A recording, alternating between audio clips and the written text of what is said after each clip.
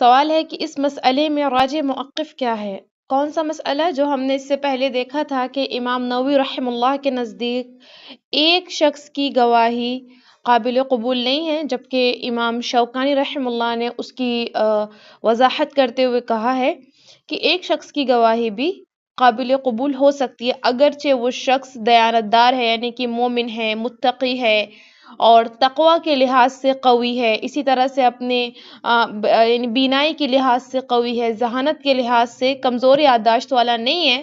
اگر یہ خصوصیات ہیں تو ایک کی بھی قابل قبول ہوگی۔ تو یہاں یہ پوچھا جا رہا ہے کہ اس مسئلے میں راجح یعنی کہ زیادہ قوی موقف کس کا ہے؟ تو یاد رکھیں، کسی بھی مسئلے میں جب اس طرح کی بات آ جاتی ہے کہ زیادہ قوی موقف کس کا ہے، تو وہاں دیکھا جاتا ہے کہ کس کی بات زیادہ حدیث سے یا قرآن کی آیات سے مل رہی ہے۔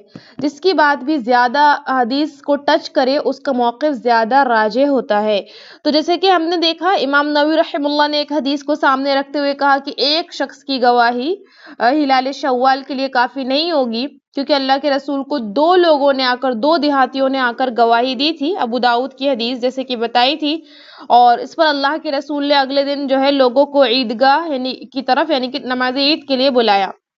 تو جس پر امام شوکانی نے کہا تھا کہ یہاں اللہ کے رسول نے دو لوگوں کی گواہی قبول کی، اس کا یہ مطلب نہیں ہے کہ ایک کی گواہی قابل قبول نہیں ہوگی۔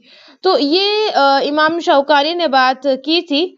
امام شوکانی کا موقف زیادہ راجح معلوم ہوتا ہے، اللہ اعلم، لیکن ایک جو بیسک بات سمجھ میں آ رہی ہے کہ بھی اللہ کے رسول نے دو کی قبول کی لیکن ایک کی قبول کرنے سے منع نہیں کیا، تو اس وجہ سے امام شوکانی کا جو موقف ہے وہ زیادہ راجح معلوم ہو رہا ہے، اللہ اعلم۔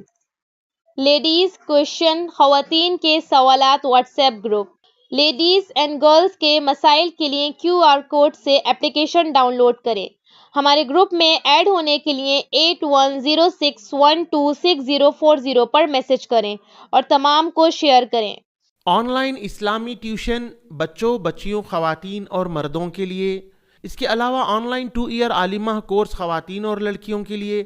تعلیم.ایجوکیشن ویب سائٹ وزٹ کریں، QR کوڈ سے اپلیکیشن ڈاؤن لوڈ کیجئے، 8106126040 پر میسیج کریے۔